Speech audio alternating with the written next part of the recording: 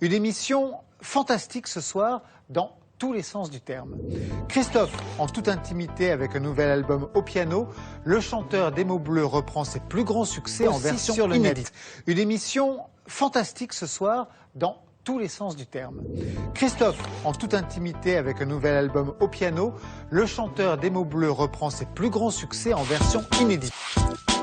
Christophe a 68 ans et c'est peut-être cet âge qui explique la tonalité intime de son dernier album. En effet, le chanteur reprend ses tubes mais débarrassé du côté radio-nostalgie. Alors comment en est-il arrivé à ce dénuement? Stéphanie Cabre et Mathieu Préau ont plongé avec lui dans ses souvenirs musicaux. Christophe, l'instant fragile d'une rencontre.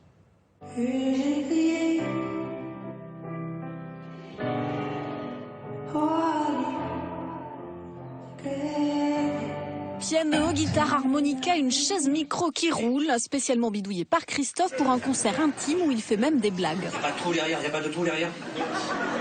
Lui qui est davantage accro au synthétiseur, pour cet album, il s'est mis au piano pour de vrai.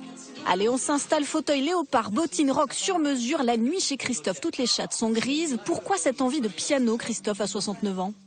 J'en avais marre d'avoir le piano chez moi, de ne pas savoir en jouer. Ou de jouer des choses dans la même tonalité tout le temps, c'est-à-dire celle-là.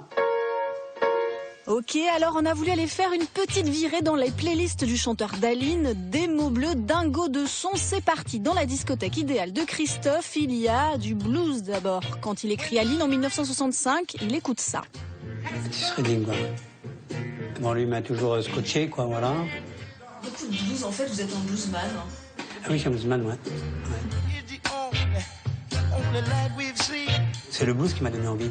Donc quand j'ai connu les 3-4 accords, ça me suffisait. Après, j'ai pu faire du son. Dans sa discothèque, il y a aussi ça, très important, l'ami Bachung. Moi, j'étais très blues, hein, et lui, il était très country, vous voyez. Moi, je faisais surtout le son, parce que j'étais toujours dans le son. Et lui, il a l'oreille chanter, tout ça. Donc, il chantait toujours souvent du Johnny Cash, tout ça. Quand la mort vous susurre, les serments veloutés, que rien n'est moins sûr, n'aura plus d'importance. Ni la chaleur. J'adore, j'écoute tous les jours. Et il y a aussi ça. Bon, bah, voilà, en fait, il y a des gens que je trimballe dans mes listes depuis toujours, quoi. Lui, c'est depuis 79.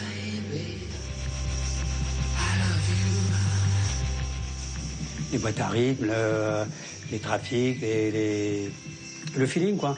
Ça c'est quelque chose que je ressens très profondément, quoi.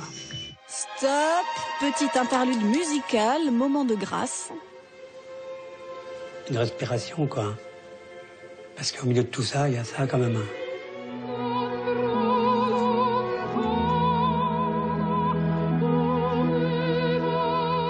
Calas, quoi. Bowie, Pink Floyd, John Lee Hooker l'ont beaucoup inspiré. En ce moment, il écoute en boucle. Nine Inch Nails, un peu mon roi, comme a été Elvis à une époque. Dans ses créations, j'entends aussi ma matière sonore avec laquelle je travaille, la nouvelle vision que j'ai et de la façon de faire des chansons, varier les gimmicks à l'intérieur d'une chanson. Et sa dernière découverte, tiens, c'est quoi? Irrépressible pour moi, c'est quelque chose d'esthétique, sonore et de parfait, quoi. C'est ce mélange un peu de classique, comme ça, qui transporte très loin, avec presque des costumes anciens, et en même temps très moderne, avec un côté, avec des résonances électro, quoi.